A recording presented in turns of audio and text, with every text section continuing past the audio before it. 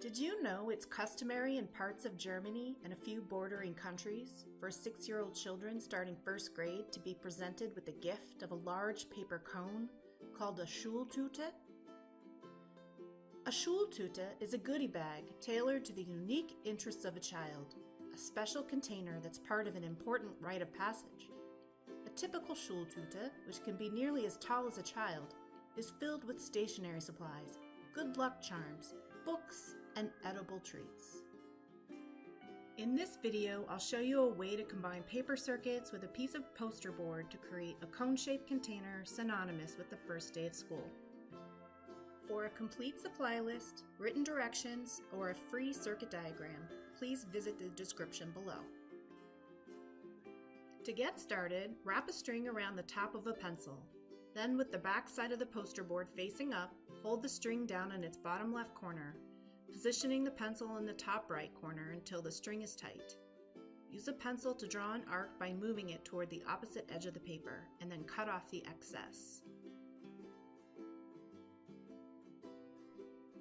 Apply double-sided tape along the longest edge, leaving the protective backing on, then flip the poster board to the front side. Next, draw a faint pencil line from the end of the curve to the right corner of the poster board. This will help you visualize how much surface area you'll have to work with once your cone is taped together.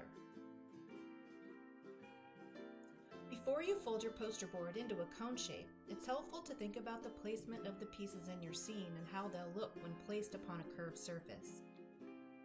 My daughter requested frogs, so I created a swamp scene with glowing fireflies. While planning your idea, think about where you want the lights to be and try to incorporate decorative elements to your design that will allow you to insulate and disguise the circuit.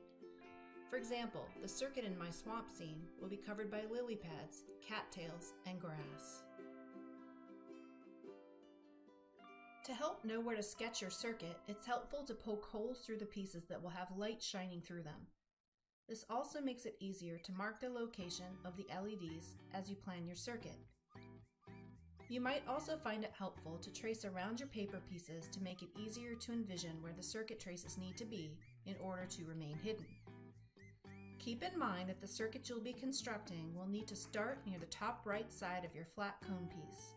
The reason for this is to ensure easy access to the battery holder once the cone is formed. Here, I'm using a Chibitronics craft stencil to mark the location of the LEDs, and then using the outlines to sketch out my circuit. Once you've come up with a plan, use a piece of conductive fabric tape to start applying the positive and negative traces of the circuit near the top right side of your poster board. I'm currently working on the positive trace.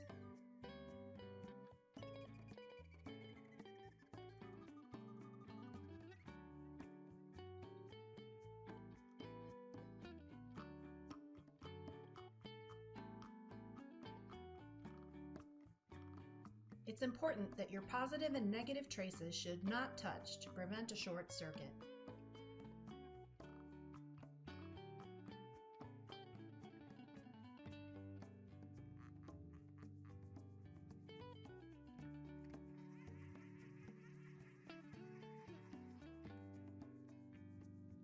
Next, apply circuit sticker LEDs in the areas you marked, ensuring that the polarity of your LEDs match that of the conductive traces.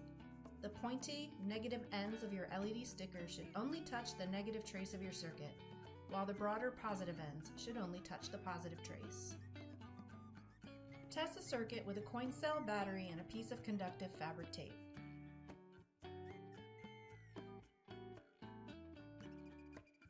Prior to taping your cone together, you'll need to create tails of conductive fabric tape that are at least 5 inches long. These tails will extend beyond the right edge of the poster board and wrap around to the back side. If the tails are too short, the rolled up poster board inside the cone will make them nearly impossible to access once your cone is taped together. If needed, you can simply extend the leads by adding more conductive fabric tape on top of the ones you've already added. Before removing the protective backing, practice folding the poster board, matching the taped edge with the faint line you drew. The trick is to create a nice pointy tip at the base of your cone while maintaining a flat, symmetrical opening at the top.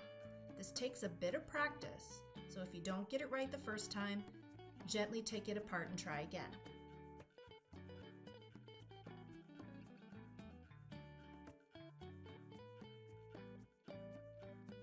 I'm going to decorate my cone before adding the battery holder, although you could add the battery holder first. The next step is to glue your design to the cone, insulating and covering the visible part of the circuit on the outside of the cone.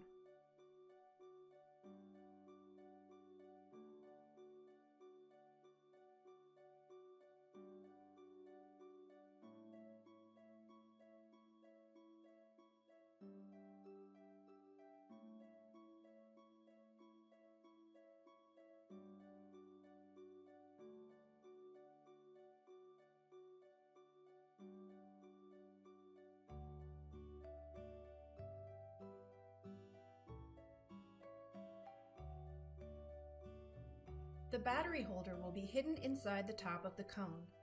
You may notice that I've stripped the wires and color-coded them with red for positive and blue for negative.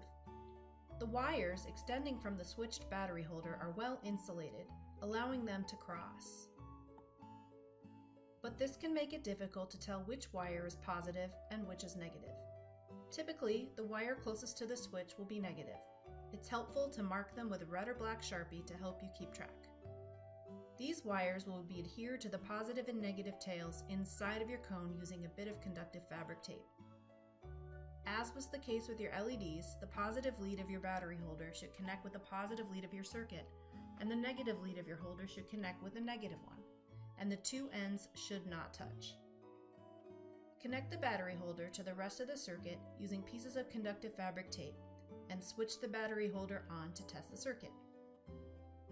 This is really important. Reinforce the entire circuit on the inside of the cone with strong tape. Then secure the wires of the battery holder around the top of the cone so that the switch is easily accessible.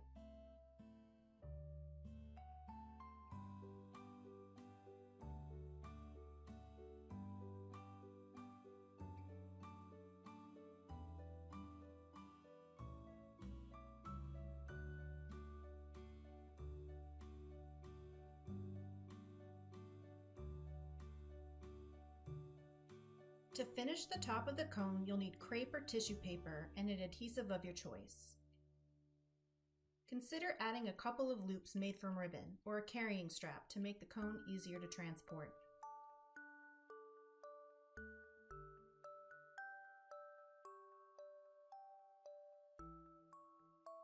To attach the crepe paper to the top of my cone, I opted to use double-sided tape, being careful to avoid the battery holder. I find it helpful to roll the crepe paper, unrolling it bit by bit as I stick it down to the tape. Remember to leave the battery holder accessible.